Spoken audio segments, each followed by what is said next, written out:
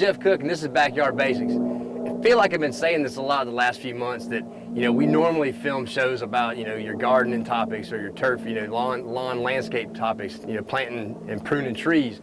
But it's been so dry here in Middle Georgia that I really didn't feel like going out to a depressing looking garden. I could go to a food plot that I planted, early in September. There's nothing more than a big sandbox.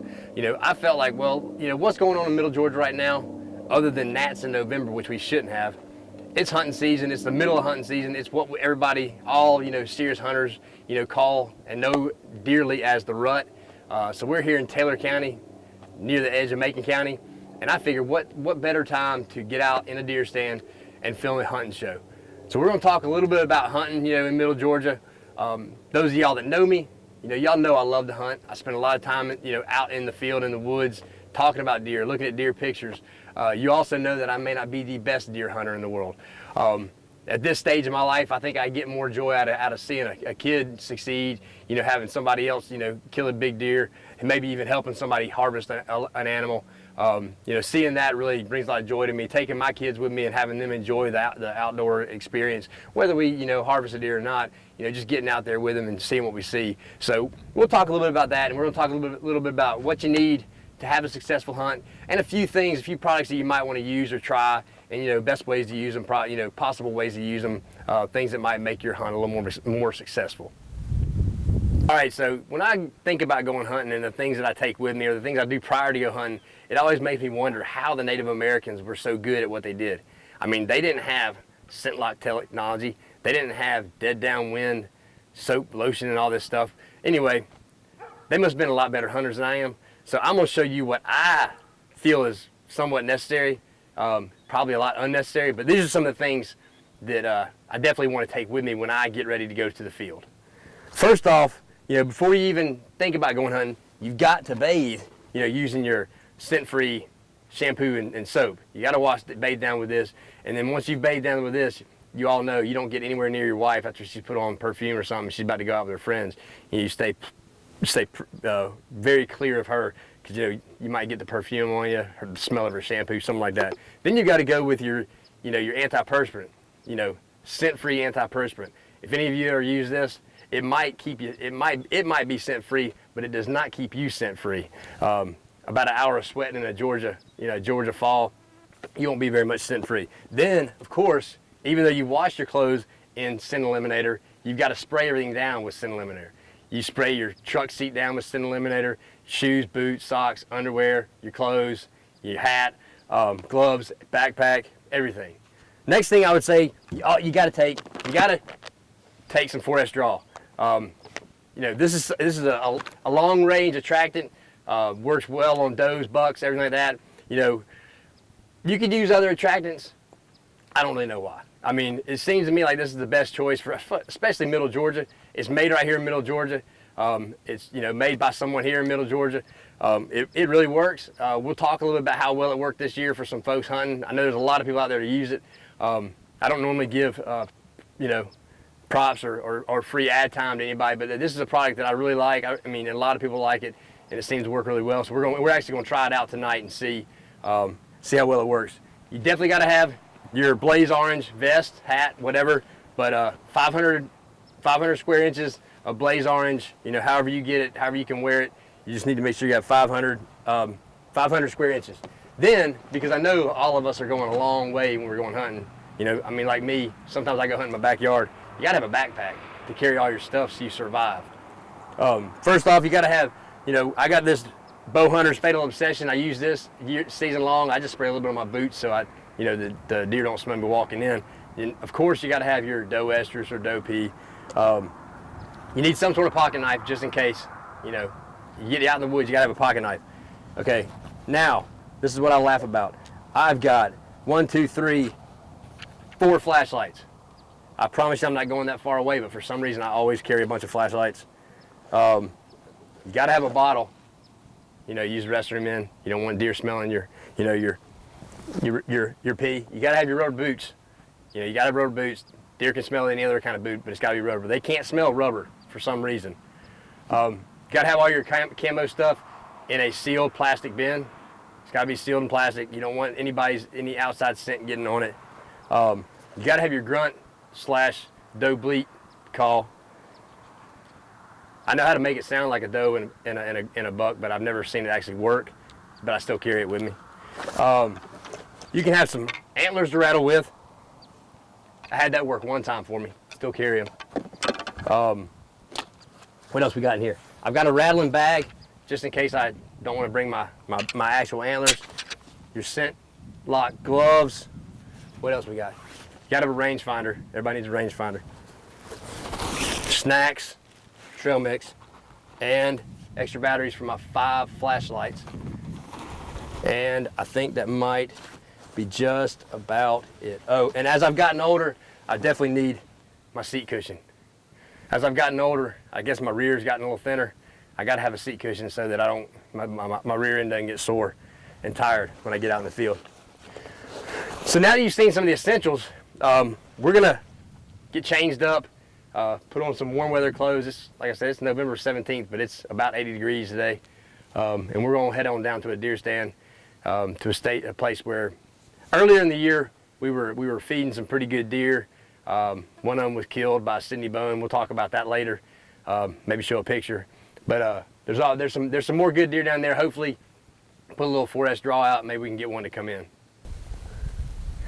One thing I didn't mention on the essentials that I always have with me is I have like a 12-speed mountain bike that I always ride to my deer stand. I figure it's a lot quieter than a four-wheeler. Plus, you don't smell like gasoline when you get there, and you're not, it's not real loud in the woods. Deer, actually, I've ridden past deer before that have just stood there and watched me. The one thing I wouldn't recommend is when you have to go this far and downhill. I wouldn't recommend riding a bicycle because there's no way that when I get done hunting this evening, I'm gonna want to ride a bicycle back up this hill, especially in this deep sand. So I'm gonna walk it, and I'll see you in a little while. It's a long walk. I maybe should reconsider the four-wheeler thing. I don't know though. Working for the state, can't really afford a expensive four-wheeler. Yeah, get a motorcycle, dirt bike. Get there pretty fast.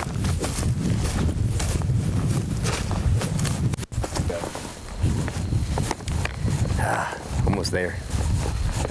Whew. Can't wait to shoot me a big deer. Send a picture to Valerie at the Taylor County News and get her to put it in there. Need to find a nice piece of property like this. I call Scott, all south. Who am I kidding? I'll probably end up hitting the deer on the way home. I guess I get my truck fixed at Race Paint and Body. Get my name in the drawing. For that $1,400.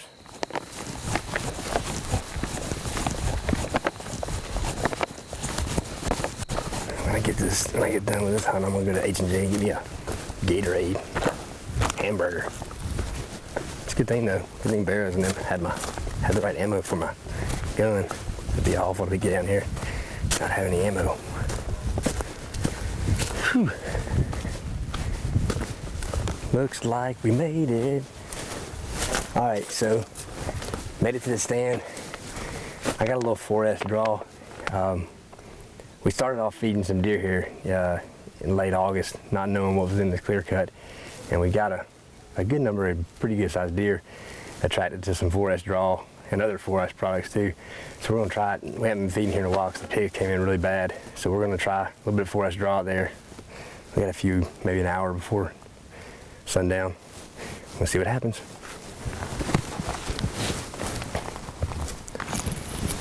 All right, so we got our 4S draw. And just sprinkle it a little bit up there.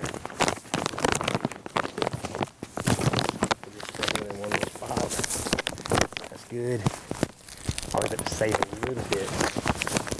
Take that to stand with me.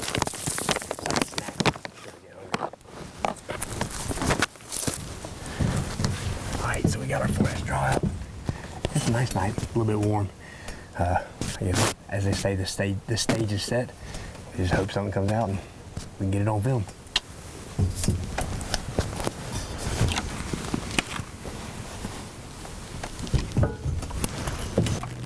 We good? All right, so I said something about pigs get into this place. Well, that's one of the problems you can have with feeding. If you do feed a lot, if you got pigs in the area, they're going to find it and they're going to use it. There are some things you can do. You can use hog paneling, make a hog panel corral, put it around your feeder. Your deer can jump over it. You can get you some of that braided wire as well, like red brand, whatever, braided wire fencing. That'll keep them out. Just make sure it's reinforced with some wooden posts, some T-posts. Enforce it pretty good. Another thing you can do with that is if you do have that kind of problem, you can also use that, double it as a large trap, catch multiple pigs in one place. That is one thing, in Taylor County, in the middle of Georgia, we're gonna be deer hunting, but if I see a pig, I've always been the kind of person that if we see a pig on somebody's property, we're gonna shoot the pig first, and even if it messes up some deer hunting, because the pigs, most of y'all know, they're pretty dang destructive, and if we can, all the ones we can kill, better off we're doing for folks. Real quick, little backstory. This is a stand. They clear cut this when they clear cut it this past winter, and weren't really sure where, with the big deer out here. Done it out here a few times, never really saw a bunch of deer, so we weren't really sure. So me talked to Todd in August, and let's see what we can find, see what's out there. So about 150 yards from here, I put a little feeder that's about to fall down now, and put some draw out. It's a real good product to use, see what kind of deer you got, see what's in the area. So I put it out, and 3 days later, it might have been 4, like it would exaggerate. I think it might have been 4 days later. This big old deer came in, and pretty much wherever I put the draw, I could move them around, which I thought was pretty cool. So we had a plan, opening day of rifle season. One of his daughters, I guess whoever won the arm wrestling match, to come out here and try and hunt him. And I told her, I was like, if this plan works out, it's gonna be amazing. But it did. He would come out there's a soybean field behind us, and actually, that's the front. Behind me is the front. When I put this stand here, the woods were behind us where we're hunting. Clear cut it, changed things up a lot. But she came out here up in the evening, and he would come in every night to the 4S products, and he would be the first deer there, and he'd be the last one to leave. And I think he was feeding a lot on soybeans too. But like I said, when the pigs came in, we kind of stopped feeding for a while, give them a little break. And hopefully, I don't know, maybe they'll smell the draw and it'll work. I will say the fact that they've been gone for a while, and it being a wide open place and it's the rut, that might hurt our chances a little bit, but I'd rather be doing this than sitting inside.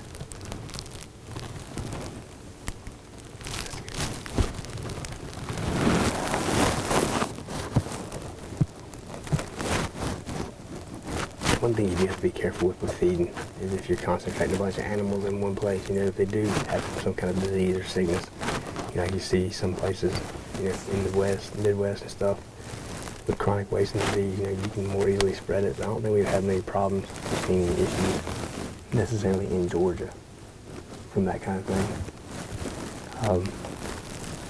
And it's really just it's a way to supplement your deer, give them the best nutrition you can. There's nothing you can do about the genetics of your herd, really, if you're not in the fence.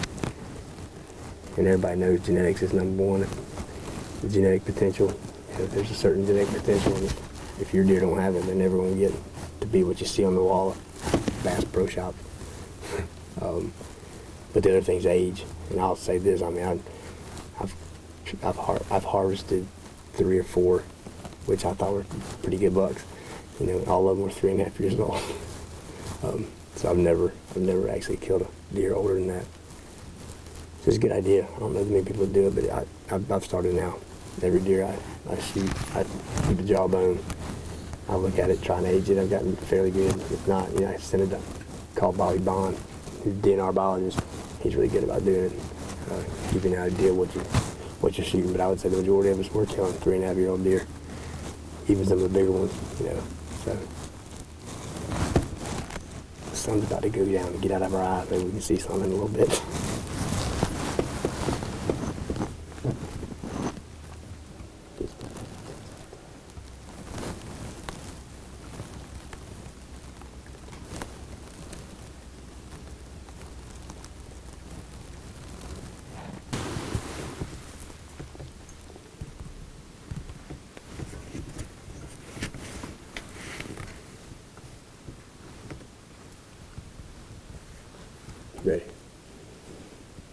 didn't mention earlier is I always usually wear a face mask, but this year I decided to grow this big burly beard. It serves as my face mask. It really breaks up my face and you can't see it. No, I'm just kidding, I laugh. Somebody told me the other day, said, "You really keeping that thing trimmed up nice?" I'm like, well, I'm not keeping it trimmed up. This is a month and a half worth of growth and I haven't got it one time. I just can't do a facial hair. Anyway, it's helped out my deer hunt this year so far. I killed 3 does.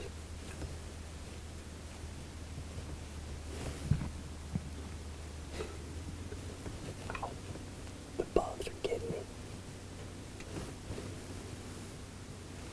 Not supposed to have insects in November. Especially not have insects hitting the face.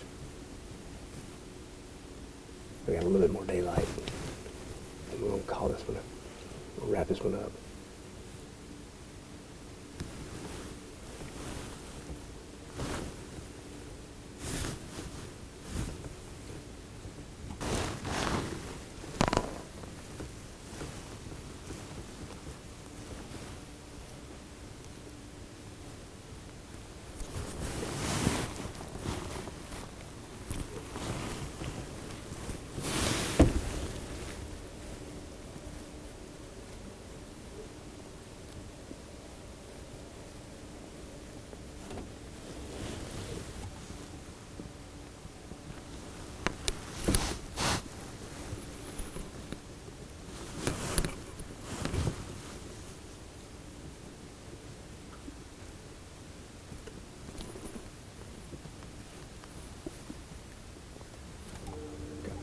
At the request of my crew, I'm going to tell a deer hunting joke.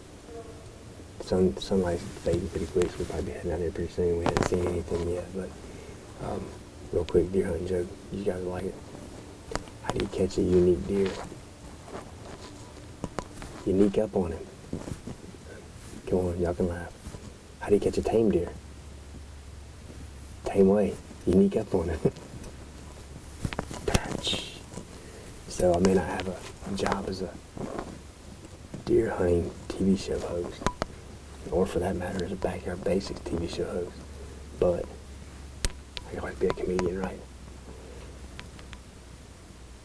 We'll probably be wrapping this up pretty soon, so I'm gonna go ahead and tell y'all. Appreciate y'all watching. I know we hadn't really seen anything, but talked a little bit about feeding deer, about some things you can have, and a humorous look at hunting shows. Not making fun of anybody, I do find them kind of humorous with all the product placement. I mean, I would never put product placement into my TV shows. I don't have any sponsors. Nobody pays me for anything. So I would never do that. But no, it's always fun to get out here and do this. It's always fun to get out here and hunt. All my yapping, probably one reason we haven't seen any deer, but I appreciate y'all watching Backyard Basics.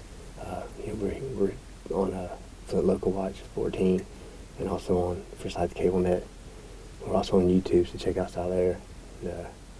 Check out the schedule of shows on Flint Local Watch 14, and visit the sponsors. Everybody that sponsors our local programs and our local groups.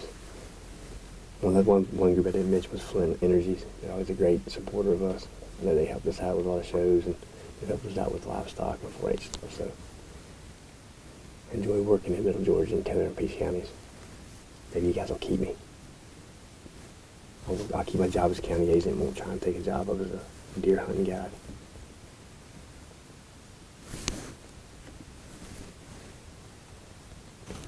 Alright, so it's past legal shooting time. We haven't seen anything yet. Heard something down in the woods a little bit ago, but it's still a long way from here. So we're going to wrap it up. I appreciate you watching. Maybe we can do this again sometime. Maybe actually plan a little better. Get ready a little bit more ahead of time. A little bit quicker. Pre-plan a little better. But if you talk to anybody that ever filmed me doing this show, they'll tell you I'm not much of a pre-planner. But like I said, appreciate you guys watching. As always, you can find us on YouTube, Local Watch Channel 14, Flint River Communications, and Forsyth Cable Net Channel 19. So, thanks again, and we'll see you next month. This is Backyard Basics. I'm Jeff Cook. We're filmed in your backyard. All right, so it's always disappointing when you don't see anything, but lucky for us, we got some draw out there. We also got some cameras. I'm gonna come back in the morning, check the cameras, see if anything came out to it. And I probably won't hunt here again, but hey, if we see something, it'd be good, something good to tell Todd. Maybe one of the other girls can come in here and get her a trophy. All right, so we got our forest draw out yesterday. Hunted, didn't see anything, but we went back this morning and we got some pictures, and here's what we saw.